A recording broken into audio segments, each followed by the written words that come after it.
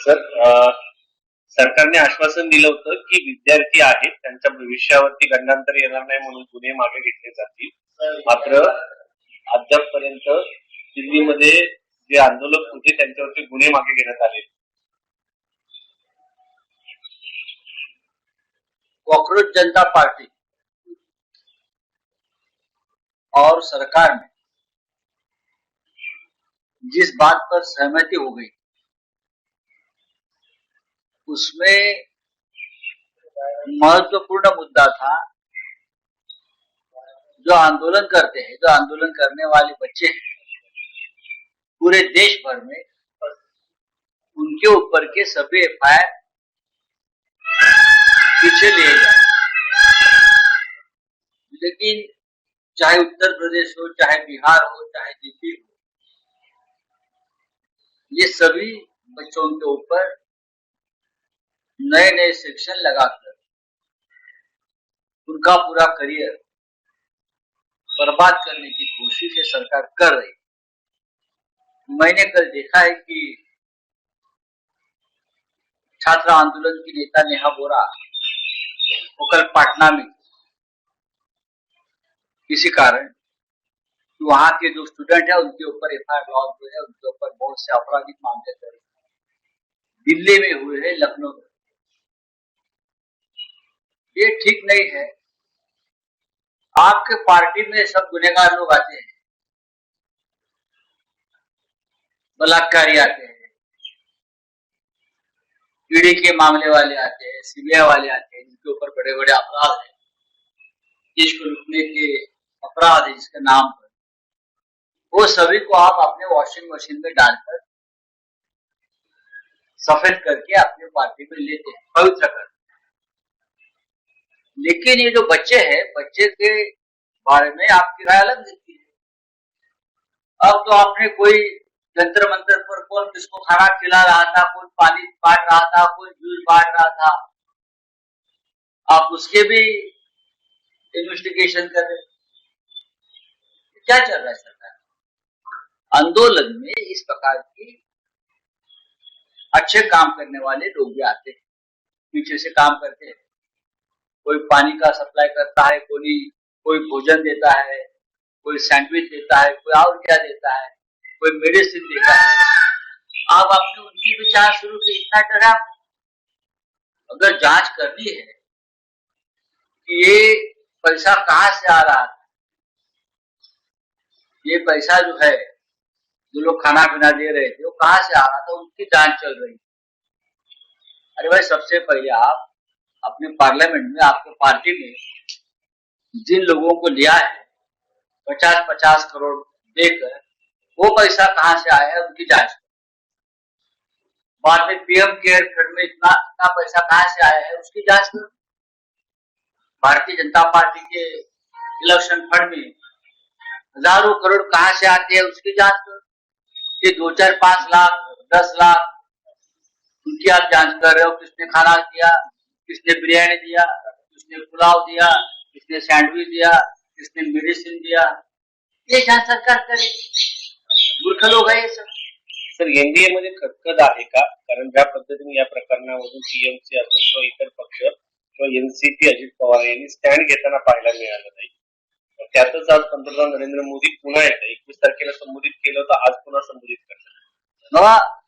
माझ्या माहितीप्रमाणे या आंदोलनातून तात्काळ मार्ग काढावा अशा प्रकारचा दबाव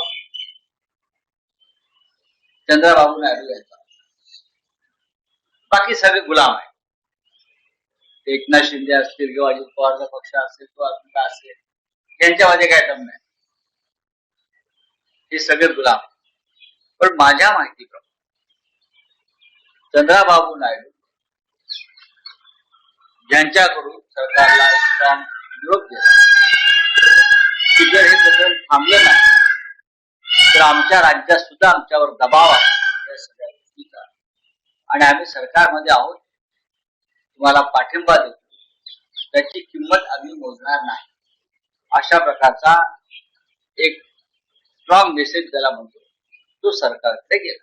आज पुन्हा तुमची विरोधी पक्षांची काही बैठक आहे का? त्याच्यामध्ये काय डिसिजन होणार आहे? नाही, काल तर असं आहे की आमची एकच मागणी आहे आणि ती अत्यंत साधी आणि सोपी. आम्ही काय कॉक्रोच जनता पार्टी नाही आहोत. त्यांनी एक आंदोलन केलं, त्याला यश मिळालं. आम्ही एवढंच म्हणतो की त्या विद्यार्थ्यांवरती जो लाठीमार झाला, खिळ्यांनी खिळे लावलेल्या काठ्याने मारहाण केली, शेकडो मुलींचा विनयभंग झाला, अश्रुधुराच्या नळकांड्या फोडल्या, अनेकांना जखमी केलं, याची जबाबदारी कोण घेणार? हा आदेश कोणी दिला? या संदर्भात या देशाच्या गृहमंत्र्यांनी संसदेमध्ये येऊन निवेदन करा. बाकी सगळ्या गोष्टीवरती निवेदन करतात. 370 कलमाची जबाबदारी घेतात. आता वंदे मातरम ती घेणार आहे, घेतात ना, पक्ष फोडण्याच्या जबाबदाऱ्या घेतात. मग या दिल्लीमध्ये जंतर मंतरला केलेल्या लाठीमाराची जबाबदारी कोणी घ्यावी? या संदर्भात त्यांचं निवेदन गृहमंत्र्यांचंही यायला पाहिजे. आणि झाल्या प्रकाराबद्दल प्रधानमंत्र्यांनी देशाची माफी मागायला पाहिजे. फार सोप्या मागण्या आहेत. अहंकार कसला आहे तुम्हाला? सर, एक पेपर फुटी प्रकरणावर सगळ्या आंदोलन जनता पत्रकार राज्यात देखील अनेक पेपर सध्या फुटताना पाहायला मिळतात. नाही काय की आज परत काही मी पाहिलं की पेपर फुटलेले आहेत, पण आपल्या राज्याचे मुख्यमंत्री मान्यच करणार नाहीत पेपर फुटले म्हणून. कारण पेपर फुटीतले सगळे लाभार्थी त्यांच्या पक्षाचे असतात. पेपर फोडणारे, नीटचे पेपर फोडणारे कोण आहेत? हे सगळे भारतीय जनता पक्षाचे लोक आहेत. सगळे अजूनही ते त्याच नेटवर्क मध्ये काम करतात, जरी जेलमध्ये असले तरी लाभार्थीही तेच आहेत, पेपर फोडणारे तेच आहेत. मुख्यमंत्र्यांनी केव्हा तरी मान्य करावं, होय पेपर फुटले. तर 40% पडलेल्या लोकांना सीटी मध्ये, पण 99% सीटी मध्ये. महाराष्ट्र हे कधी काळी शिक्षणाच्या बाबतीमध्ये देशातलं एक सर्वोच्च राज्य, प्रतिष्ठित राज्य. आज महाराष्ट्राचा नंबर सगळ्यात खाली गेला आणि त्याला जबाबदार देवेंद्र फडणवीस. सर, अगोदर नोटा बदलल्या गेल्या होत्या. काय मोदींनी जो व्हिडिओ जारी केला होता इंस्टाग्रामचा, तो बंद केला होता. मग आता काय करणार मी त्याला? सर, हे जे जंतर मंतरची आमची मुलं आहेत, त्यांनी त्यांच्या भाषणावर जी काही हस्तजत्रा सुरू केली आणि आमचे हे म्हणतायत मुख्यमंत्री की किती लोकांनी पाहिला, लाखो लोकांनी पाहिला, कोट्यावधी लोकांनी पाहिला, एका तासामध्ये एवढ्या मिलियन लोकांनी. अरे त्या मिलियन लोकांनी त्यांना शिव्या घातल्या. राज्याच्या मुख्यमंत्र्यांनी जंतर मंतर मधल्या डिजिटल मास्टर जी मुलं आहेत त्यांच्याकडून प्रशिक्षण घेतलं पाहिजे. आयटीएसएल कडून शिकून चालणार नाही. आयटीएसएल आता पुरातन काळात गेला. आता खरी डिजिटल इंडिया जी देशाने पाहिजे ती जंतर मंतरवरून 35 दिवस पाहिजे. आयटीएसएलला टाळा लावायला लागेल. शरद पवारांचा राष्ट्रवादी पक्ष सध्या संभ्रमावस्थेत आहे का तुमच्या महाविकास आघाडीमध्ये इंडिया? असं का वाटतं आपल्याला? हा प्रश्न तुम्ही मला का विचार? कारण इंडिया आघाडीमध्ये एनडीए मध्ये जाण्यासाठी जे वातावरण पूर्वी होतं ते सध्या राहिलं नाही, असं इंडियाच्या अनेक घटक पक्षांना सध्या ते चिंतेत आहे. बघा, शरद पवार, माननीय शरद पवार आणि सुप्रियाताई सुळे ते ज्या पक्षाचं नेतृत्व करतायत, राष्ट्रवादी काँग्रेस पक्ष, ओरिजिनल, डुप्लिकेट नाही, म्हणजे अजित पवारांचा राष्ट्रवादी काँग्रेस नाही, हा पक्ष मी खात्रीने सांगतो कधीही जातीयवादी आणि राष्ट्रविघातक अशा पक्षाबरोबर जाणार नाही, म्हणजे भाजप बरोबर. ही विचारधारा मी पवार साहेबांच्या अनेक वर्ष आम्ही अनुभव पाहतो. त्या विचारधारेमध्ये नरेंद्र मोदींचा पक्ष बसत नाही. धर्मेंद्र प्रधान राजीनामा दिला, काल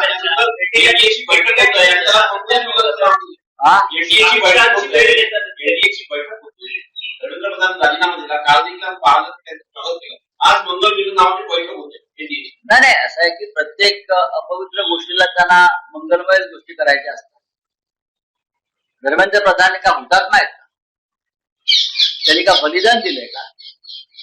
मुलांनी त्यांचा राजीनामा घेतला, भ्रष्टाचार झाला म्हणून, नीट परीक्षेमध्ये घोटाळे झाले म्हणून, पण भ्रष्टाचारांचं अवडंबर माजवणं हा भारतीय जनता पक्षाचा जुना धंदा आहे. मग इतर पक्षातले भ्रष्टाचारी असो, आपल्या पक्षातले बलात्कारी असो, त्या सगळ्यांना पालखीत बसून त्यांची मिरवणूक काढायची संतांसारखी, ही भारतीय जनता पक्षाची परंपरा आहे. त्याच्यामध्ये आता त्यांना नवीन संत धर्मेंद्र प्रधान मिळाले. आता काही दिवस त्यांचे टाळ चिपळा वाजवतील फुले. सर, रिझर्व्ह बँकेने आता पॉलिमरच्या नोटा आणण्याचा निर्णय घेतला. याच्या अगोदर कागदाच्या नोटा होत्या 10 आणि 20 काय मोदींच्या मनामध्ये काही सांगता येत नाही. त्यांनी कुठेतरी जाऊन इटलीमध्ये त्या नोटा पाहिल्या असतात. परंतु इटलीमध्ये जाऊन त्यांनी त्या प्लास्टिकच्या नोटा वगैरे पाहिल्या असतात. ते बाहेर गेल्या काय त्यांना असं वाटतं काय इटलीच का पण? काम काय सर, इटलीच का म्हणते तुम्ही? इटलीच नाव का म्हणतात? नाही, त्यांना आली इटलीचं खरं आकर्षण. त्यांना इटलीचं आकर्षण आहे, त्यांना ट्रम्पचं आकर्षण. तिथे काही नवीन गोष्ट बघतात ते अशी की तिथे आता काही दिवसांनी बाद होणार आहे, ती ते घेऊन येतात.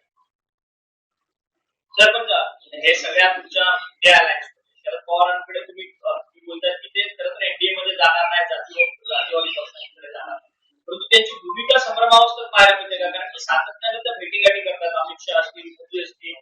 त्या दिवशी इकडे काँग्रेस जनता पार्टीला भेटले, त्याच्यानंतर मोदींना जाऊन भेटले. अहो, देशाचे प्रधानमंत्री आहेत ते, अजून त्याचा राजीनामा दिलाय का? जोपर्यंत ते देशाचे प्रधानमंत्री आहे आणि प्रधानमंत्र्याकडे जोपर्यंत देशाची शेतकरी, विद्यार्थी, महिला, बेरोजगार यांच्या संदर्भात निर्णय घ्यायचे अधिकार आहे, तोपर्यंत राजकारणी त्यांना भेटणार, महाराष्ट्र अमित शहाना भेटणार. जेव्हा सरकार अडचणीत असतं तेव्हाच पवार साहेब जाऊन भेटतात असं दिसतं. कारण शेतकरी आंदोलन मोदी कोणाला भेटलं तरी मोदी आणि शहा काय 2021 राहत नाही. ते पवार साहेबांनी नाही, मोदी तो गयो. एंटी पेपर बिल पर आज चर्चा होगी नहीं होगी मैं नहीं बता सकता हूँ. बिल तो पेश किया है. सबसे पहले तो धर्मेंद्र प्रधान का जिस तरह से स्वागत किया है, ये बंद करो. कल स्वागत किया, आज स्वागत किया. आप किसका स्वागत कर रहे? क्या वो हुतात्मा है? क्या देश के लिए बलिदान किया है? आप बताइए. थोड़ी तो आपको लज्जा चाहिए. जिस व्यक्ति को नीट पेपर घोटाले के लिए इस्तीफा देना पड़ा, उसका आप स्वागत करते हो बीजेपी. लेकिन आपकी ये परंपरा, आपके पास जो वॉशिंग मशीन है उसमें बाहर के लोग भी आप डालते हो और आपके पार्टी के लोग भी डाल रहे हो. देखिए, पेपर लीक पर अगर चर्चा होती है, लेकिन ये जो कानून नया आ रहा है उससे क्या फायदा है? 1 साल की सजा 10 साल तक, 1 करोड़ का जुर्माना 10 करोड़ कर दिया. और नई बात क्या है? रैकेट तो चलता है ना, उनके पार्टी में रैकेट चल रहा है पेपर लीक का. सभी लाभार्थी उनके पार्टी के हैं और पेपर लीक करने वाले महाराष्ट्र के जो लोग पकड़े हैं 10, वो सभी उनके पार्टी से संबंधित हैं और ये काम करते रहेंगे, क्योंकि सभी शैक्षणिक संस्थानों के ऊपर, चाहे यूनिवर्सिटी हो, चाहे हो, सभी के ऊपर बीजेपी के लोगों ने कब्जा स्ट्रीट फाइटर कर लीजिए. आप कभी एक जमाने में आप स्टूडेंट मूवमेंट का काम किया है, उनका और हमारा कोई पर्सनल झगड़ा नहीं. बच्चों ने आंदोलन किया, आपको इस्तीफा देना पड़ा. आप स्ट्रीट फाइटर हो, बच्चों के साथ. मी नेहमी फक्त साम टीव्हीच पाहते, कारण त्यांच्या बातम्या मला रिलेट करतात.